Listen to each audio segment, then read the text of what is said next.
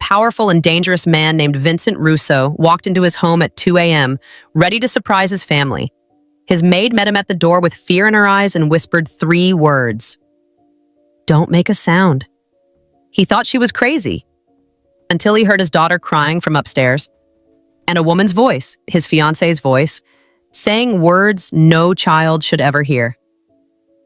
What this man discovered in the next 60 seconds would shatter everything he thought he knew about his fiancée, about his children, about the woman his kids called Miss Maria. Because the maid wasn't just a maid, and his fiancée wasn't who she pretended to be, and his children had been suffering in silence while he built an empire. And the worst part? His late wife's death wasn't an accident, it was murder.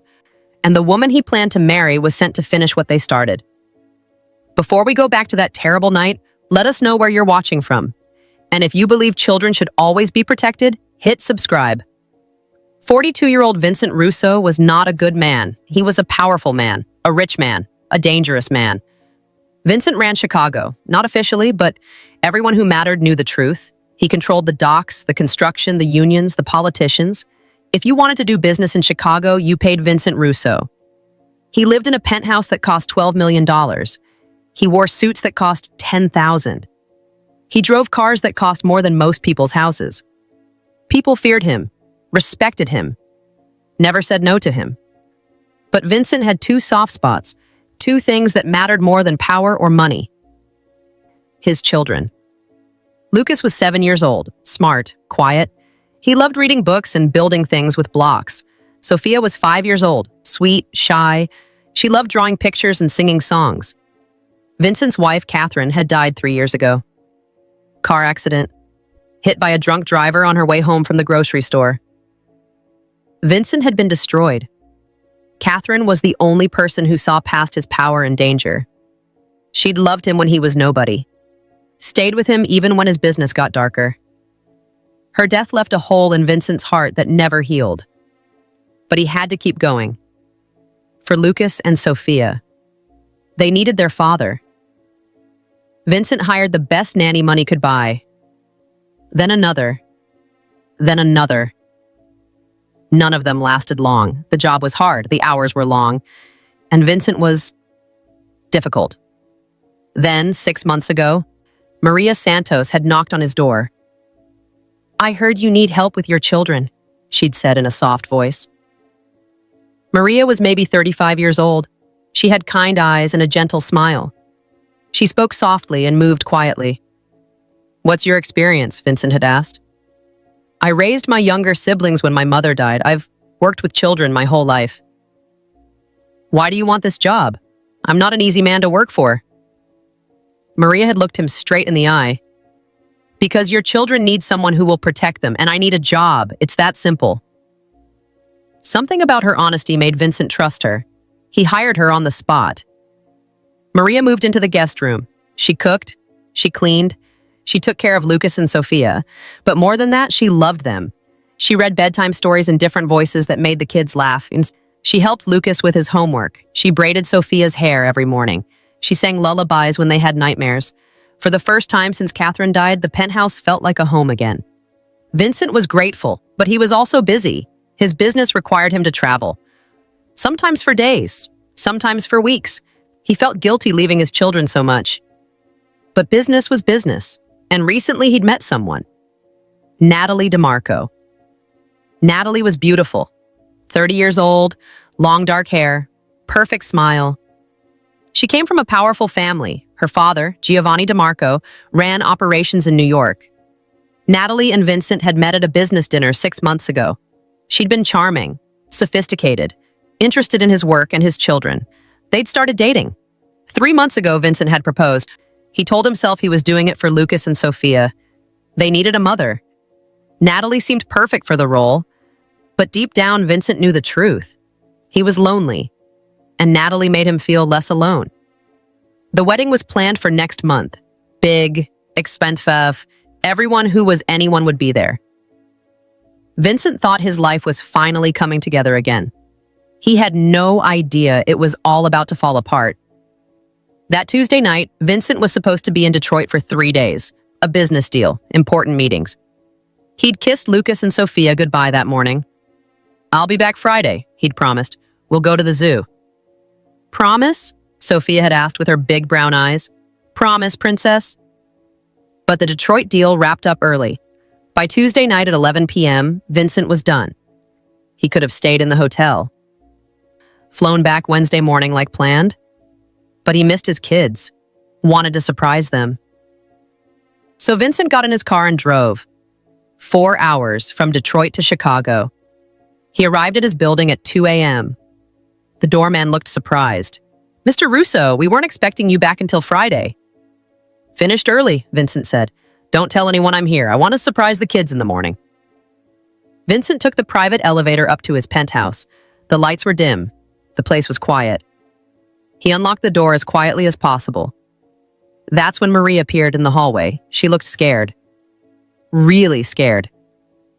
"Mr. Russo," she whispered urgently, "you're home early." "Wanted to surprise—" Maria grabbed his arm, hard. "Don't make a sound, please." Vincent's instincts kicked in. Something was wrong, very wrong. "What's happening?"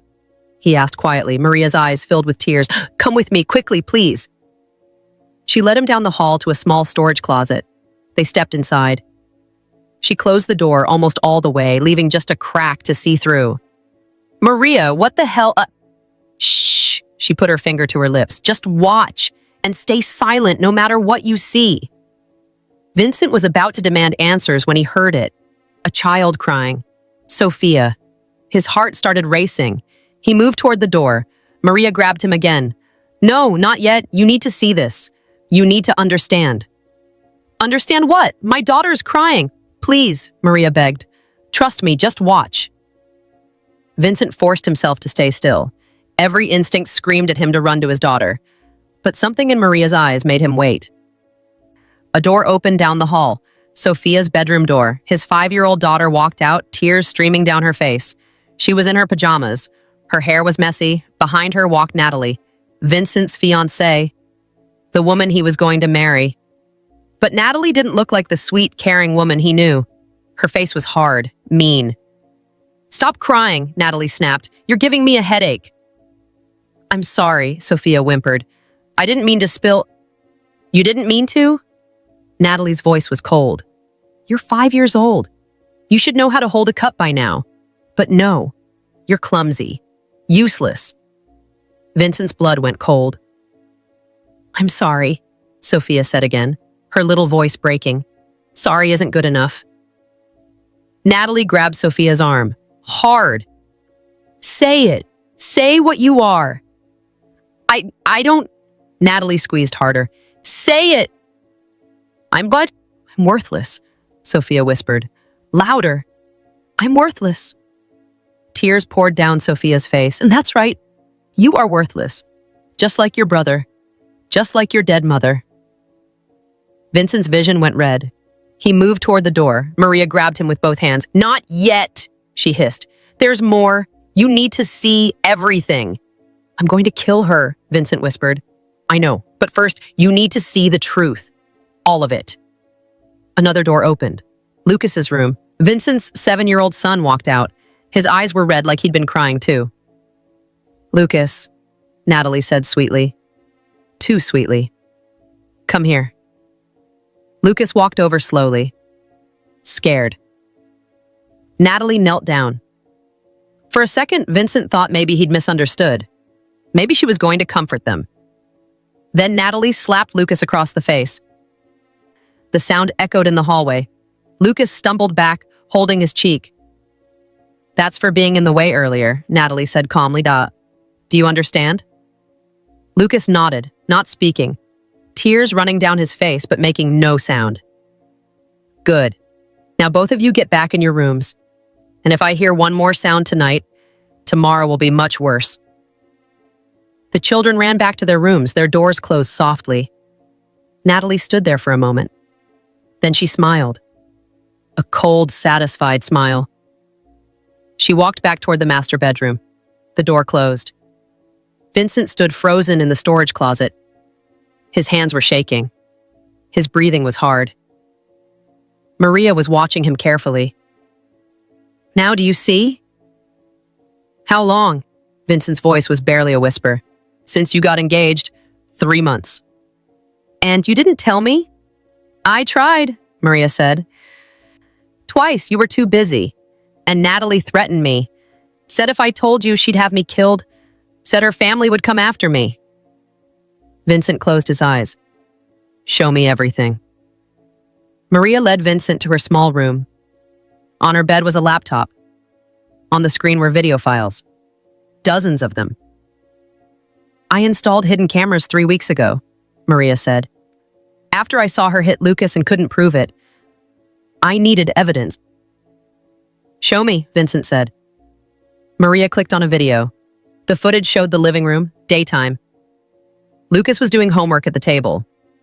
Natalie walked in. You're still working on that? She asked. It's hard, Lucas said. I don't understand fractions. You don't understand because you're stupid, just like your father said. Lucas looked up, hurt. Dad didn't say that. Yes, he did. He told me you were slow. That you embarrass him. That's a lie, Lucas said. Natalie grabbed his homework and ripped it up. Don't you dare call me a liar. Now you'll have to start over. Maybe next time you'll work faster. Vincent watched his son break down crying as Natalie walked away. Next video, Vincent said, his voice like ice. The next video showed Sophia's bedroom. Natalie was braiding Sophia's hair, but she was pulling, hard. Sophia was crying. Stop crying or I'll pull harder, Natalie warned. You're hurting me, Sophia whimpered. Good. Pain builds character. Your mother was too soft on you. I'm fixing that. Video after video. Natalie dragging Lucas by his hair when he spilled juice. Natalie locking Sophia in her closet for an hour because she asked too many questions. Natalie feeding them cold food while she ate hot meals. Natalie telling them their father didn't really love them anymore. With each video, Vincent felt his heart break a little more. Why didn't they tell me? He whispered. She threatened them, Maria said. Told them if they said anything she'd hurt me, that she'd tell you I was abusing them and you'd send me away. They were trying to protect me. Vincent felt sick. His children had been suffering for 3 months, and he hadn't noticed. He'd been too busy, too distracted, too focused on his business and his wedding plans. There's more, Maria said quietly. Worse things. Show me. Maria pulled up a folder labeled Recordings. I also bugged Natalie's phone. Here's a call from 2 weeks ago. She played an audio file. Natalie's voice. Papa, we need to speed up the timeline. A man's voice, Giovanni DeMarco. Why the rush? Vincent is getting suspicious, and those brats won't stop crying. It's annoying. Have patience. Once you're married, everything will be in place. I don't want to wait. I want this done. The kids, the will, everything. Soon, Kara. Soon Vincent will be gone, and everything he built will be ours. The recording ended. Vincent stared at the laptop. They're planning to kill me. And your children, Maria added quietly. I found this yesterday. She played another recording. Natalie. What about the kids? Giovanni. After Vincent is gone, we'll handle them. Make it look like an accident. Natalie. Good. I hate pretending to care about those little monsters. Vincent stood up. He walked to the window, looked out at the Chicago skyline he controlled, and realized he'd been blind. Who are you really? He asked Maria without turning around. Maria was quiet for a moment. My real name is Maria Santos, but you knew my sister, Elena Santos. Vincent turned around. Elena Santos? The accountant? Yes, she worked for you 3 years ago. She did your books? Kept your business clean. Vincent remembered. Elena. Smart girl, good with numbers. She disappeared suddenly. What happened to her? Maria's voice shook. The DeMarco family happened. Elena found evidence that Giovanni was stealing from you, skimming money. She came to you to report it. Do you remember? Vincent thought back. 3 years ago, an accountant had mentioned some discrepancies, but before Vincent could investigate, she'd vanished. They killed her, Maria said. Giovanni found out she knew. He sent people to her apartment. They made it look like a robbery gone wrong. Shot her 3 times. She was 26 years old. Vincent felt cold. I didn't know. Of course you didn't. They covered it up perfectly. Maria's eyes filled with tears. Elena was my little sister. She looked up to you, trusted you, and she died trying to protect you from Giovanni. Why didn't you come to me then? Because I was scared, and I had no proof, and Giovanni is powerful. Maria wiped her tears. So I waited. I planned.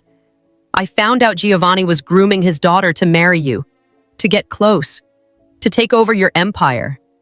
I applied to be your housekeeper. I've spent 6 months gathering evidence, protecting your children, waiting for the right moment. The right moment for what? Maria looked him straight in the eye. To destroy them.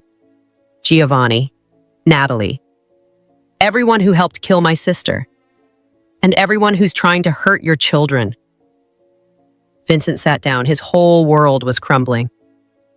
I need to see everything, he said. Every piece of evidence you have, every recording, every video, I need it all. Why? Because I'm going to burn their entire empire to the ground. For the next 3 hours, Vincent and Maria went through everything. Bank statements showing Giovanni stealing millions from Vincent's operations over 4 years, recordings of Natalie and Giovanni planning Vincent's murder. They were going to use poison. Something called digitalis. It would make his death look like a heart attack. Text messages between Natalie and a hired killer. Contract details for eliminating Vincent's children after he was gone. A forged will that Natalie had created, making herself the sole heir to Vincent's estate and business. Medical records showing Natalie had been buying the poison slowly over months through fake prescriptions. By 5 a.m., Vincent had seen enough. What's your plan? He asked Maria. I don't have one, she admitted. I was just gathering evidence. I didn't know what to do with it. If I went to the police, Giovanni's connections would bury it. If I gave it to you, I didn't know if you'd believe me or kill me for going behind your back. Vincent was quiet for a long moment. Then he made a decision that would change everything. I'm done, he said. Done with what? This life. This business. All of it. Vincent looked at the laptop full of evidence. My wife wanted me to leave this world, go legitimate, be a normal father. I refused. I said the business was too important, that I'd built something I couldn't just walk away from. What changed? Maria asked. Catherine died because of who I am. My children are suffering because of who I am. And I almost married a woman who was sent to kill us all. Vincent's voice broke. Everything I built means nothing if my children aren't safe. So what are you going to do? I'm going to trade everything. My business, my money, my empire, all of it, for immunity and witness protection. Maria's eyes went wide. You're going to turn on them? On all of them? Yes, Giovanni, the families, the politicians, the corrupt cops, everyone. Vincent pulled out his phone. I have one friend from before all of this, someone I trust. I'm going to call him. Who? His name is Detective James Morgan. We grew up together in the same neighborhood. Before I went one way and he went another. He's FBI now, high up. I've avoided him for years because he's been trying to take me down. But he's honest, and he'll protect my children. Vincent made the call. It rang 3 times. Meant to see. Then, this better be important. It's 5 a.m. James, it's Vincent Russo. Silence on the other end, then, Vincent? Why are you calling me? Because I'm ready to make a deal. Everything I know, everyone I know, all of it. In exchange for immunity for me and my children and witness protection. You're serious? Completely serious, but I need you to move fast. I've about 12 hours before the people who want me dead realize I'm onto them. What happened? I'll explain when you get here, but James, I need protection, now. For me, my kids, and someone else who's been helping me. I'll have agents at your building in 30 minutes. Make it 20. And James? Come armed. The people after me don't play nice. Vincent hung up. Maria stared at him. You're really doing this? Walking away from everything? For my children? Yes. I should have done it years ago. Vincent looked toward the bedrooms where Lucas and Sophia slept. Catherine was right all along. None of this matters if I'm not here to watch them grow up. What about Natalie? She wakes up at 7 a.m. We have 2 hours before she realizes I'm home. That's 2 hours to get my kids out of here safely.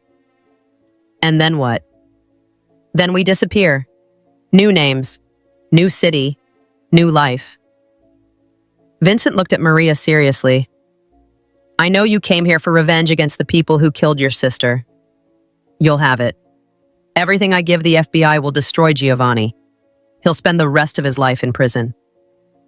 That's not enough, Maria said bitterly. It's what justice looks like. It's not as satisfying as revenge, but it's better for your soul. Maria was quiet. Then, where will you go? Witness protection chooses that. Could be anywhere, small town, new identities. Vincent paused. I'm going to tell them your family, that you came with us, that you need protection too. Why would you do that? Because you saved my children's lives. And because you're the only person in this building they trust right now besides me. Vincent's voice got rough. And because if anyone deserves a fresh start, it's you. Maria's eyes filled with tears. Thank you. At 5:30 a.m., FBI agents arrived. Quiet, professional, armed. Detective James Morgan came up to the penthouse himself. He was a tall black man in his 40s. He and Vincent hugged briefly. Never thought I'd see this day, James said. Neither did I. They sat down.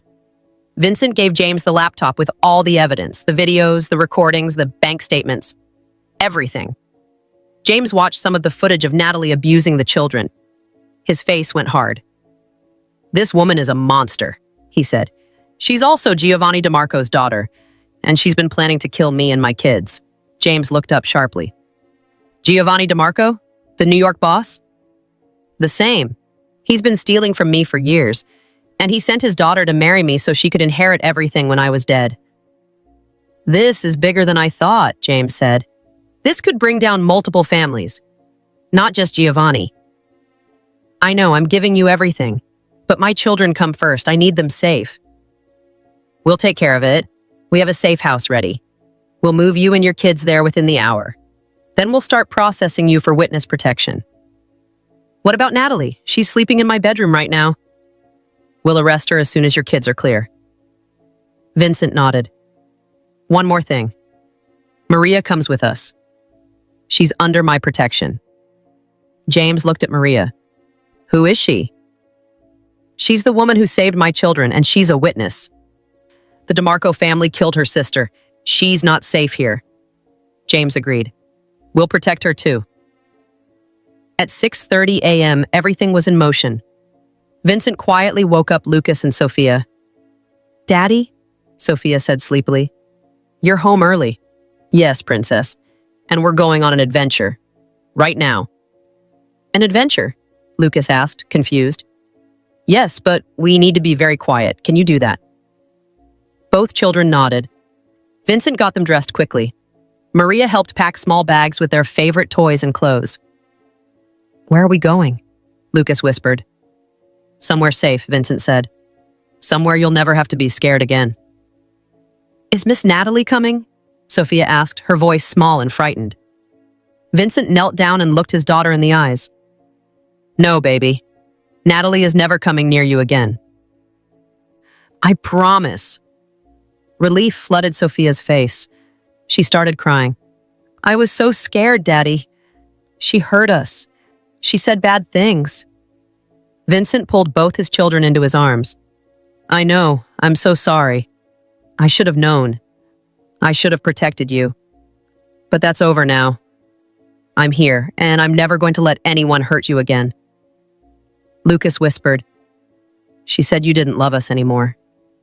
That was a lie, the biggest lie in the world. I love you both more than anything.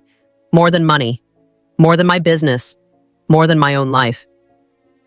They held each other for a long moment. Then Vincent picked up Sophia. Maria took Lucas's hand and together, surrounded by FBI agents, they left the penthouse. They didn't look back. In the master bedroom, Natalie was still sleeping. She had no idea her whole world was about to explode. The FBI took Vincent, Maria, and the children to a safe house in the suburbs. It was a normal house, 3 bedrooms, a backyard, nothing fancy. Lucas and Sophia explored carefully, still confused but relieved to be away from Natalie. "Can we go outside?" Lucas asked.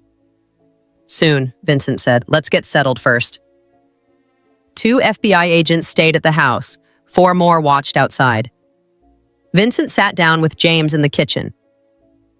"We have teams moving in on Giovanni's operations right now," James said. "Based on your evidence, we're executing warrants in 5 states. This is the biggest organized crime takedown in 20 years. What about Natalie? Agents are at your penthouse now. They're waiting for her to wake up." "I want to be there," Vincent said. "Vincent, that's not... I need to look her in the eyes. I need her to know I know everything." James sighed. "It's highly irregular. I don't care. Set it up." An hour later, Vincent was back at his penthouse. FBI agents filled the space. Natalie was sitting on the couch, hands cuffed, face furious. When she saw Vincent, her expression changed. Shock. Then fear. "Vincent, thank God. These people broke in and..." "Stop," Vincent said quietly. Natalie stopped talking. Vincent walked closer. He looked at the woman he'd almost married. The woman he'd trusted with his children. "I know everything," he said. "I don't know what you're talking about. I know about the abuse. I've seen the videos. I've heard the recordings. I know you and your father planned to kill me, to kill my children." Vincent's voice was like ice. "I know you had Elena Santos murdered because she discovered your father stealing from me." Natalie's face went pale. "You're insane," she said. "I love you. I love your children. This is a misunderstanding." Vincent pulled out his phone. He played the recording. Natalie's voice. "Those little monsters. I hate pretending to care about them." Giovanni's voice. "After Vincent is gone, we'll handle them. Make it look like an accident." The recording ended. Natalie sat frozen. "You called my children monsters," Vincent said. "You planned to kill them. Children. Innocent children." "They were in the way," Natalie said suddenly. All pretense of sweetness gone. Her voice was cold. "Your precious kids, always crying, always needing attention, they were obstacles." "Obstacles to what?" "To the plan. My father and I have been planning this for 3 years, ever since your stupid wife started trying to convince you to go legitimate." Vincent went very still. "What did you say?" "Catherine, your perfect little wife. She was ruining everything, telling you to leave the business, to go straight. If you'd done that, we would have lost access to your operations, your territory, your money." "What are you saying?" Vincent's voice was dangerous. Natalie smiled. A mean, ugly smile. "You really thought Catherine died in an accident? That a drunk driver just happened to hit her car?" Vincent's blood ran cold. "We arranged it. My father hired someone to tamper with her brakes and run her off the road, made it look like bad luck. Drunk driver takes the fall. Clean, simple, problem solved." Vincent couldn't breathe. "You killed Catherine?" "Not me personally, but yes. We killed her because she was trying to take you away from us, trying to convince you to be a boring suburban dad." Natalie's eyes were cruel. "And then you got all sad and pathetic.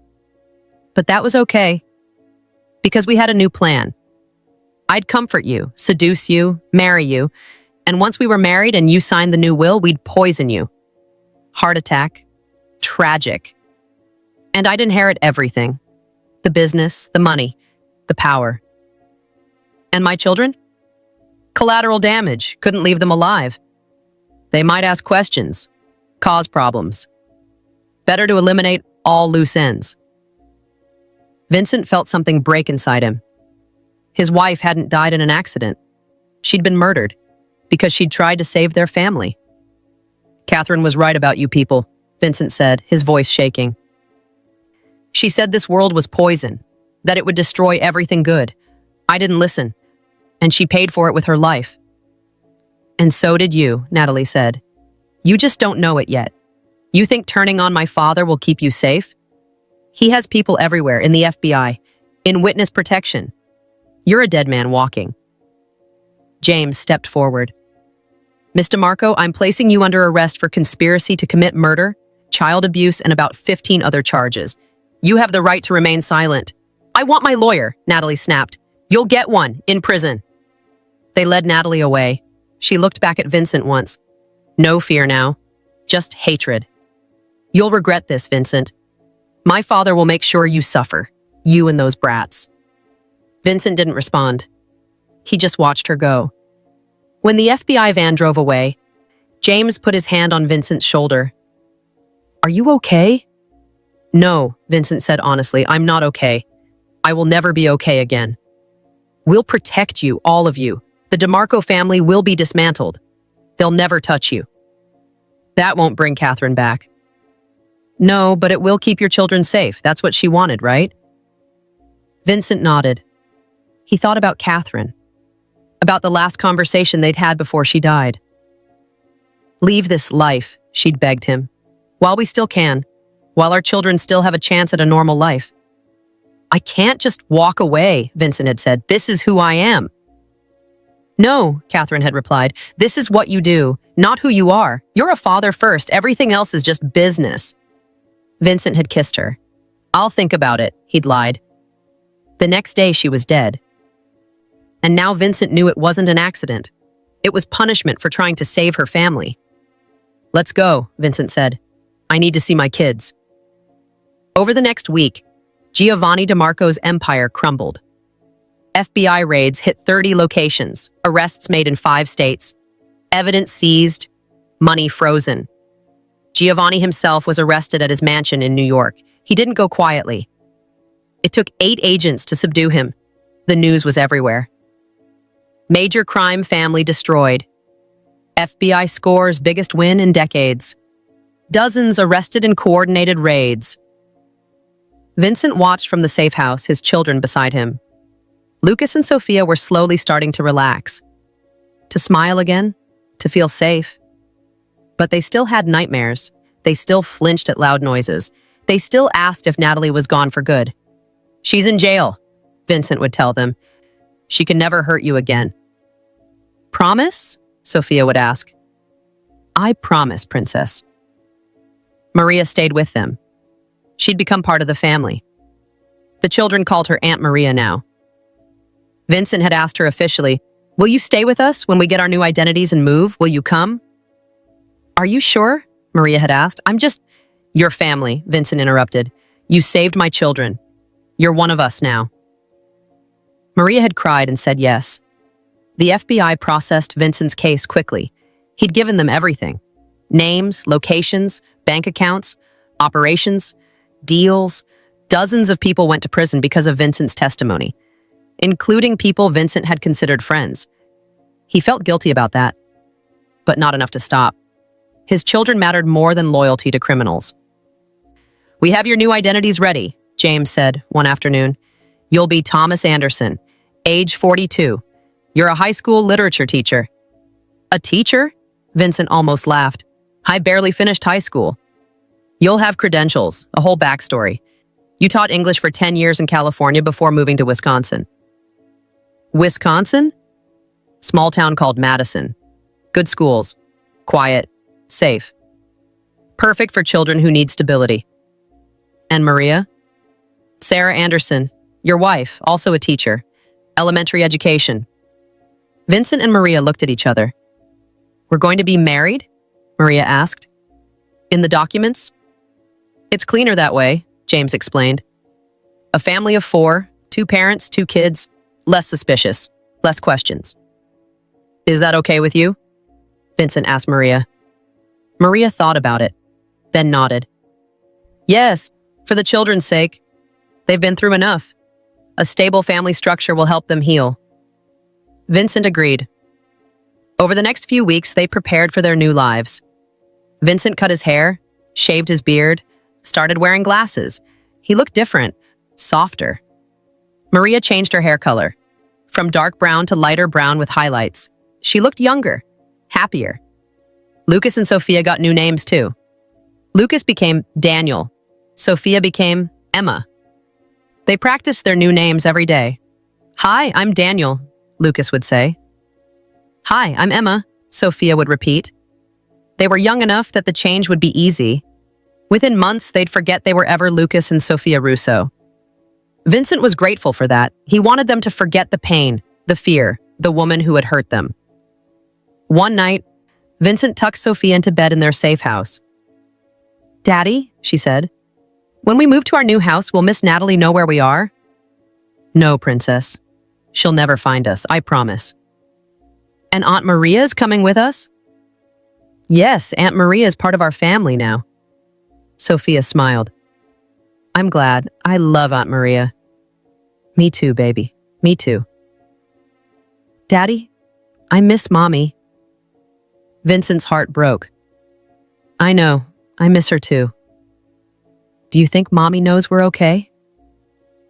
Vincent thought about Catherine, about how she'd begged him to leave the life, how she'd wanted a normal, safe life for their children. "Yes," Vincent said. "I think Mommy knows, and I think she's happy we're finally doing what she wanted, being a real family, being safe. Will you get married to Aunt Maria for real?" Vincent was surprised by the question. "Why do you ask?" "Because you look at her the way you used to look at Mommy, like she makes you happy." Out of the mouths of children. "Right now, Aunt Maria and I are just friends, but maybe someday. Would that be okay with you?" Sophia nodded. "Mommy would want you to be happy. And Aunt Maria's nice. She doesn't hurt us like Miss Natalie did." "No one will ever hurt you again. I swear it." Sophia hugged him tight. "I believe you, Daddy." The night before they left for their new life, Vincent had one last visitor. Giovanni DeMarco. The FBI had arranged a meeting. Vincent in one room, Giovanni on the other side of bulletproof glass, phones to communicate. James thought it was a bad idea. "You don't owe him anything. Don't give him the satisfaction." But Vincent needed to do this, for Catherine, for closure. Giovanni looked older, smaller. Prison had aged him in just 2 weeks. He picked up the phone. Vincent picked up his. "Vincent," Giovanni said, "you destroyed me." "You destroyed yourself. I just made sure justice was served." "Justice?" Giovanni laughed bitterly. "This was never about justice. This was about revenge." "You're right, it was." Vincent's voice was hard. "You killed my wife. You tried to kill my children. You sent your daughter to infiltrate my family and torture my kids. What did you expect?" "I expected loyalty. We were partners for 10 years. You were stealing from me for 4 of those years, and you murdered the woman I loved." Giovanni's face darkened. "Catherine was weak. She was making you weak. You were talking about going legitimate, abandoning the life. That couldn't happen. So you killed her. I did what was necessary for business." Vincent felt rage boil inside him, but he kept his voice calm. "How's your daughter?" "Natalie is strong. She'll survive prison. She's facing 30 years, minimum, for child abuse, conspiracy to murder, attempted murder. She'll be an old woman when she gets out, if she survives that long." For the first time, Giovanni looked pained. "She was just following my orders. She enjoyed it. I saw the videos. She smiled when she hurt my children. She called them monsters. That wasn't orders. That was her true nature." Giovanni said nothing. "You raised a monster," Vincent continued, "and now you're both going to rot in prison. You'll die in a cell. She'll waste her youth in a cell. Was it worth it? Was my empire worth losing everything?" "You didn't have to turn on us," Giovanni said. "We could have worked this out. You tried to murder my children. There's no working that out. They were obstacles. They were babies," Vincent shouted. The FBI agents looked over, concerned. Vincent lowered his voice. They were innocent children, and you plan to kill them like they were nothing. In our world, there are no innocents. There are in my world now, because I left your world. I chose my children over power, something you clearly could never do. Giovanni stared at him. You'll regret this. My people will find you, even in witness protection. They'll find you and... Your people are all in prison or dead, Vincent interrupted. Your empire is finished. You have no power anymore. You're just an old man in an orange jumpsuit. I still have connections. No, you don't. The FBI has been very thorough. Everyone who worked for you has either flipped or been arrested. You're alone, Giovanni, just like you deserve to be. Vincent stood up. Goodbye, Giovanni. I hope you live a long life, so you have plenty of time to think about how you destroyed everything for nothing.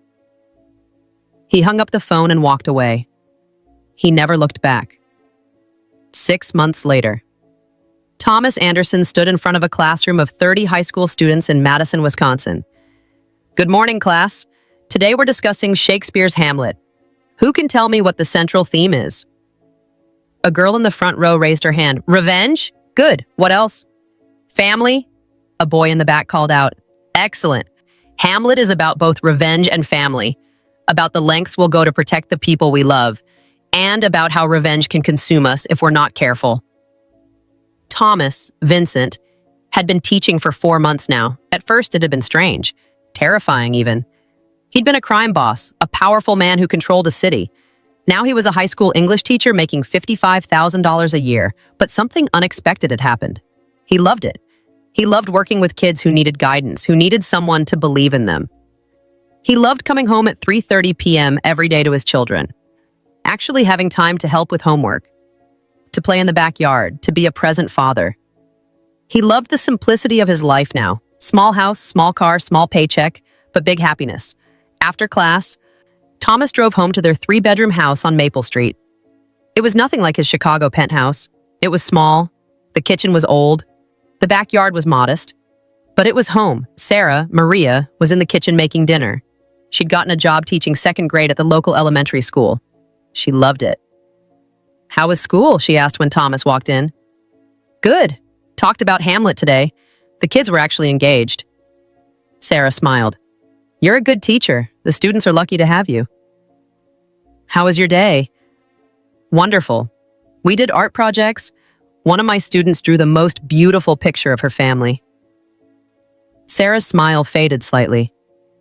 It reminded me of Daniel and Emma, how they're finally drawing happy pictures now instead of dark ones. For the first 2 months after leaving Chicago, both children had drawn dark pictures, black skies, scary faces, symbols of their trauma. But slowly, with therapy and safety and love, the pictures had changed. Now Daniel drew pictures of dinosaurs and spaceships. Emma drew pictures of flowers and rainbows. The darkness was fading. Speaking of the kids, Thomas said, where are they? Backyard, playing with the neighbors.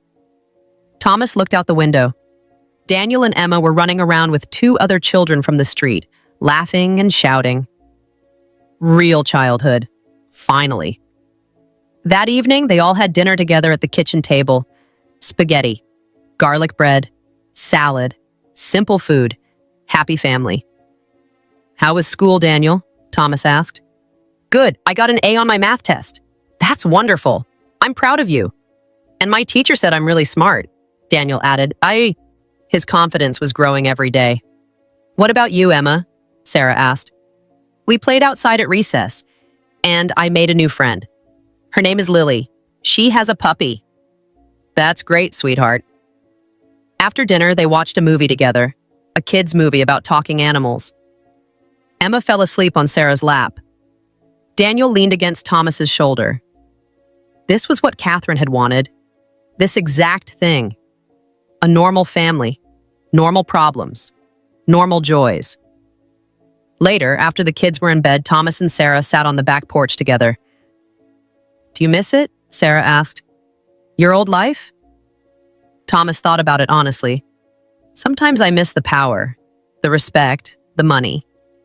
But then I look at Daniel and Emma, and I realize I was missing so much more.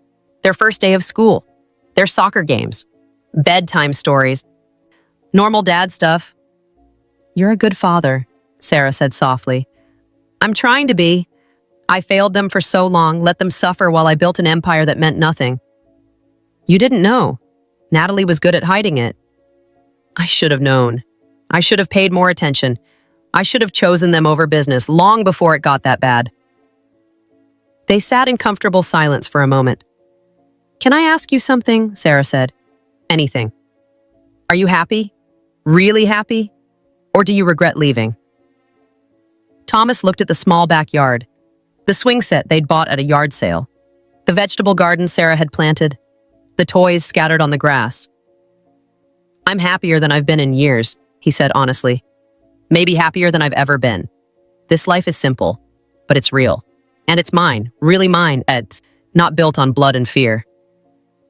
Sarah nodded. "I'm happy too.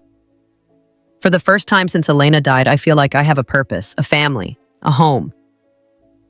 They looked at each other. Over the past 6 months, something had shifted between them. They weren't just two people protecting children anymore. They were partners, friends, maybe something more. "Sarah," Thomas said carefully, "Sophia, Emma, asked me something a few months ago. She asked if I was going to marry you. For real, not just on paper." Sarah's eyes widened. "What did you tell her?" "I told her maybe someday. That I cared about you, but that we were just friends for now." "And is that what we are?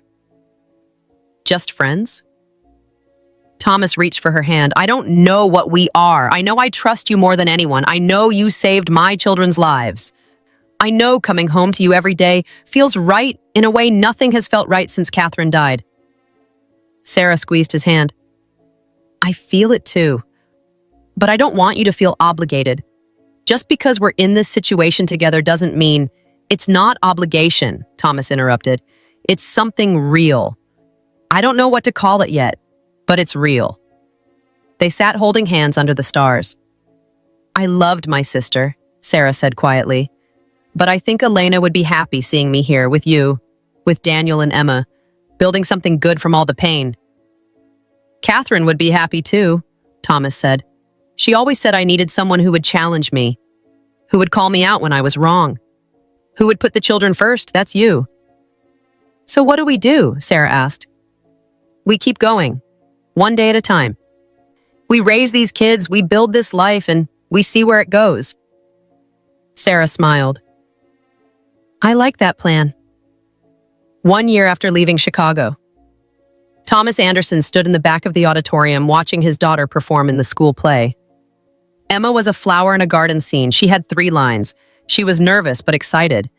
When her scene came, she said her lines perfectly. The audience clapped. Thomas felt tears in his eyes. This was what mattered. Not power, not money, not empire. Watching his daughter be a flower in a school play. After the show, Emma ran to him and Sarah. "Did you see me? Did I do good?" "You were perfect," Thomas said, picking her up and spinning her. "The best flower I've ever seen." "Can we get ice cream to celebrate?" "Absolutely." They went to a local ice cream shop, the 4 of them. Just a normal family having a normal celebration. Daniel got chocolate, Emma got strawberry, Sarah got vanilla, Thomas got coffee. They sat outside at a picnic table eating ice cream as the sun set. "Dad," Daniel said, "are you happy we moved here?" "Yes," Thomas said without hesitation. "Best decision I ever made." "Even though we're not rich anymore?" "Especially because of that. Being rich didn't make me happy.